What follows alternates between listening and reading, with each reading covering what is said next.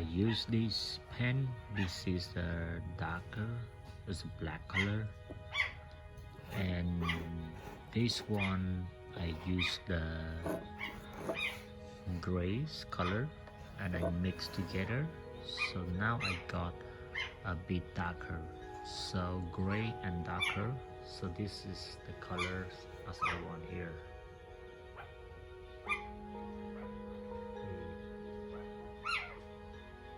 Before I paint, so I use the brush and then I just paint on it like that. So finally, when I see the paint or oil, it's spray on the metals, so I use the brush fresh like that. So I do the fresh all the time right here.